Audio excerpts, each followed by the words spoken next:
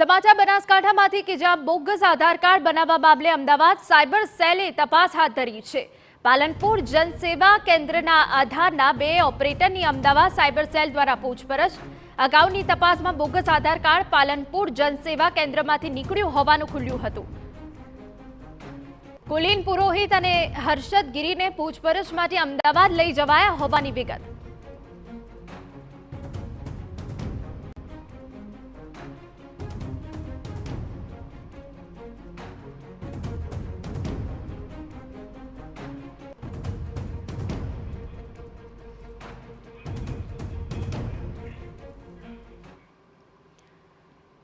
तो बोगस आधार कार्ड बनावा मामले हवे तपास हाथ धराई है। त्यारे अमरा संवाददाता अतुल त्रिवेदी વધુ વિગતે વાત કરવા જોડાયા છે।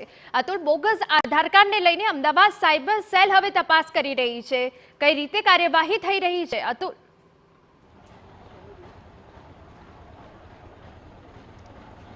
અમદાવાદ સાયબર સેલને જે પ્રકારે તેમને વિગતો પ્રાપ્ત થઈ હતી કે પાલનપુર જનસેવા કેન્દ્રમાંથી જે આધાર કાર્ડ નીકળ્યું છે તે બોગસ આધાર કાર્ડ બનાવાયા છે અને એને આધારે અમદાવાદની જે સાયબર સેલની જે ટીમ છે તેને આધાર કેન્દ્રના જે બંને ઓપરેટરો છે તેમની અત્યારે તો પૂછપરછ માટે અમદાવાદ લઈ જવાયા છે। એટલે કે પાલનપુર જનસેવા કેન્દ્રના ઓપરેટરોએ કોઈ અન્ય વ્યક્તિના જે ફિંગર હોય અને તેનો નંબર અને તેનો ફોટો અપડેટ કરીને આ બોગસ આધાર કાર્ડ બનાવ્યા હતા। ત્યારે વિગતો પણ પ્રાપ્ત થઈ રહી છે કે આ આધાર કાર્ડનો ઉપયોગ જે ઓનલાઈન ગેમ રમાતી હોય છે તેના નાણાં જે બેંકમાં જમા કરાવવાના હોય છે ત્યારે આ બોગસ આધાર કાર્ડને આધારે તેના બેંકનું એકાઉન્ટ ખોલાતું હોય છે અને તેમાં આધાર કાર્ડનો ઉપયોગ થતો હોય છે।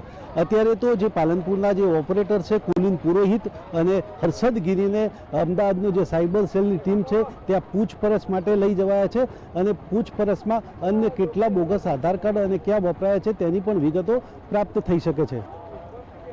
બિલકુલ આભાર। તો આધારના 2 ઓપરેટરની પૂછપરછ કરવામાં આવી છે। અમદાવાદ સાયબર સેલ દ્વારા આ સમગ્ર કાર્યવાહી થઈ રહી છે।